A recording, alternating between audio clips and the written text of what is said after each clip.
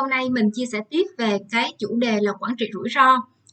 Thì như cái clip trước mình có chia sẻ đó, là đối với các trường, đặc biệt là các trường có cái hệ thống là nhiều cái chi nhánh đó, thì cần có một cái gọi là ma trận nhận diện rủi ro cho toàn công ty.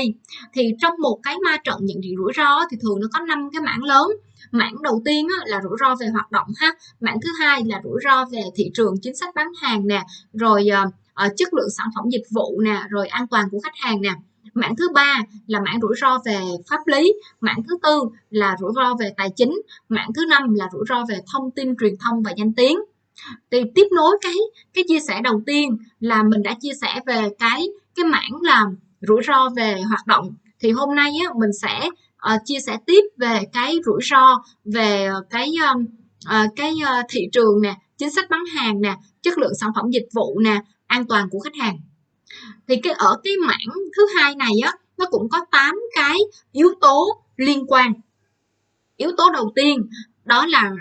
về chính sách bán hàng, thì anh chị cần đánh giá cái mức độ ảnh hưởng liên quan đến các cái tiêu chí như là năng lực tư vấn nè, mức độ phức tạp của sản phẩm nè, rồi các cái báo cáo sai sót về insight, thói quen của khách hàng, định vị phân khúc khách hàng nè, rồi cái điểm hòa vốn, chính sách bán hàng thử nè, rồi cái định vị thương hiệu, phân khúc khách hàng và thị trường nè. Thì trong 5 cái tiêu chí này thì có 2 cái tiêu chí nó rất là quan trọng các anh chị, đó là tiêu chí thứ tư và thứ năm. Thì tiêu chí thứ tư và thứ năm này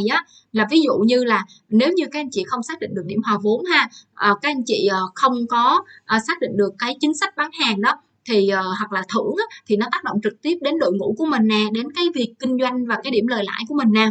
Rồi còn cái tiêu chí thứ năm là nếu như cái việc định vị thương hiệu nè và phân khúc thị trường nè mà các anh chị không quản lý rủi ro này, thì những cái quyết định lựa chọn nè, đầu tư vào cái sản phẩm của các anh chị mà không chính xác thì các anh chị sẽ lựa chọn cái thương hiệu, cái phân khúc thị trường sai, thì lúc này mình cũng không có đẻ ra lời được, không có kinh doanh được. Rồi cái yếu tố thứ hai đó là cái rủi ro về giáo viên, thì chúng ta cần đánh giá cái mức độ ảnh hưởng của nó liên quan đến một số các tiêu chí, ví dụ như là số lượng giáo viên có đủ hay thiếu nè, tỷ lệ và mức độ đạt chuẩn nè, hành vi thái độ của giáo viên nè, các cái chính sách đảm bảo chất lượng nè, số lượng của giáo viên nè, các cái khung chuẩn của giáo viên nè, năng lực giáo viên, mức độ lan truyền thông tin, rồi vân vân đó. Thì trong đó cái yếu tố thứ năm này các anh chị, cái tiêu chí thứ năm này nè là cái khung chuẩn giáo viên nè, năng lực giáo viên nè, đó, mức độ truyền thông tin không tốt, cái điều này cực kỳ quan trọng như các anh chị. Thì chúng ta chú ý đến cái tiêu chí này. Rồi cái yếu tố thứ ba đó là liên quan đến học viên, thì chúng ta cần đánh giá cái mức độ ảnh hưởng liên quan đến các cái yếu tố như là năng lực kiểm tra đầu vào xếp lớp nè, rồi cái tỷ lệ ngồi nhầm lớp nè, mức độ đạt chuẩn sau một khóa học nè, rồi có cái mức độ gọi là cái việc là xây dựng chuẩn đầu ra đó, có nhiều anh chị, nhiều trường không có xây dựng cái chuẩn đầu ra luôn. Và cái tiêu chí thứ tư đó là cái mức độ lan truyền cái việc không đạt chuẩn. Rồi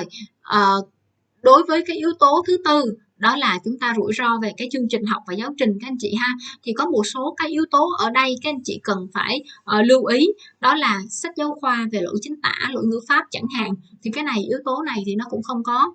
nguy hiểm lắm cho trường, không nặng lắm ha. Rồi nhưng mà chúng ta cũng cần quản trị nó các anh chị ha. Rồi lỗi truy cập ebook nè, các cái tài khoản chậm nè, hoặc là khách hàng không có hài lòng về cái chương trình học của mình nè. Rồi cái mức độ hài lòng của khách hàng về chương trình học, ví dụ như chương trình học nó không có phù hợp với tệp khách hàng mục tiêu, cái điều này cực kỳ là nguy hiểm ha. Rồi cái tiêu chí thứ tư đó là chương trình học nó còn không phù hợp với cái nhu cầu của thị trường luôn, cho nên dẫn đến cái việc là số lượng mua thì nó thấp nè, kinh doanh thì đình trệ nè. Đó, cái tiêu chí thứ năm đó là nguy hiểm nhất là chương trình của các anh chị đang bị cấm giảng dạy, hoặc là hợp đồng cấp cái quyền mà sử dụng cái chương trình nó bị chấm dứt trước cái thời hạn. Các anh chị, tiêu chí thứ năm này rất là quan trọng các anh chị nha. Rồi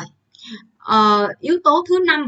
đó là về cơ sở vật chất và điều kiện học tập, thì chúng ta cần đánh giá cái mức độ ảnh hưởng của nó liên quan đến các cái tiêu chí, ví dụ như là giáo cụ nè, học liệu nó xuống cấp nè, nó thiếu nè, rồi cái cơ sở vật chất nè, kỹ thuật nó cũng xuống cấp luôn, nó không được khắc phục đó. Rồi, một cái yếu tố thứ hai nữa là không đảm bảo cái điều kiện về cơ sở vật chất kỹ thuật, ví dụ như là về phòng chống chữa cháy nè, về xây dựng nè, về sử dụng, về tiêu chuẩn phòng học, về an toàn lao động, về thương tích, thì cái yếu tố này rất là quan trọng các anh chị. Rồi, cái yếu tố thứ sáu á, là mảng rủi ro về cái yếu tố về rủi ro về chăm sóc khách hàng. Thì chúng ta sẽ đánh giá dựa trên các cái tiêu chí như là cái hệ thống chăm sóc khách hàng hoạt động kém chất lượng nè. Ví dụ như khách hàng bức xúc vì không được tư vấn, rồi thông tin về chính sách, về sản phẩm của công ty không được cung cấp đầy đủ, rồi tỷ lệ hài lòng của khách hàng nó đạt dưới 80%, hay là không có đo được cái sự trung thành của khách hàng, rồi phối hợp thì lỏng lẻo, rồi vân vân. Rồi, như vậy cái yếu tố thứ hai, cái tiêu chí thứ hai đó là tính chuyên nghiệp. Tính chuyên nghiệp thấp, ví dụ như là không công bố các cái khiếu nại với khách hàng về thủ tục và quy trình xử lý, quy trình tiếp cận, vân vân. Rồi, tiêu chí tiếp theo là cái tỷ lệ hài lòng của khách hàng đó là dưới ví dụ như 50% đi chẳng hạn, và các bạn không có giải quyết các cái khiếu nại của khách hàng. Một cái tiêu chí nữa đó là thậm chí là công ty không có cái chiến lược để chăm sóc khách hàng luôn, và không có cái hệ thống chăm sóc khách hàng luôn. Rồi, cái tiêu chí này là cực kỳ là nguy hiểm, bởi vì nếu các bạn không chăm sóc khách hàng, không có chiến lược, không có hệ thống, không gì hết, thì có nghĩa là gần như là họ mua một lần rồi đi thôi. Rồi, và các anh chị phải đốt tiền marketing để có những cái new customer mà không có những cái referral hay là renewal tái tục các anh chị ha. Rồi, yếu tố thứ 7 đó là cái yếu tố do cái khách hàng gây ra. Thì các anh chị cần đánh giá thông qua các cái tiêu chí đó. Ví dụ như khách hàng có những cái hành vi gian lận nè, rồi phát sinh tranh chấp với khách hàng nè, đó, rồi khách hàng có nói xấu bôi nhọ công ty nè, rồi các cái sự sai lệch khi đưa thông tin nè, đó. Rồi, cái yếu tố thứ 8 đó là liên quan đến cái vấn đề thảm họa, giống như ví dụ như Covid chẳng hạn, thì các anh chị cần đánh giá mức độ ảnh hưởng liên quan đến các cái tiêu chí như là không có liệu có hướng dẫn xử lý kịp thời hay không, cơ sở hạ tầng đáp ứng với cái rủi ro đó có được hay không, hay là có tai nạn thương tích gì xảy ra cho đội ngũ hay không, hay cho khách hàng hay không, rồi có liệu cái thảm họa đó nó làm cho cháy nổ hay là có thương tích nghiêm trọng chết người hay không. Như vậy á, thì tôi vừa mới chia sẻ với các anh chị một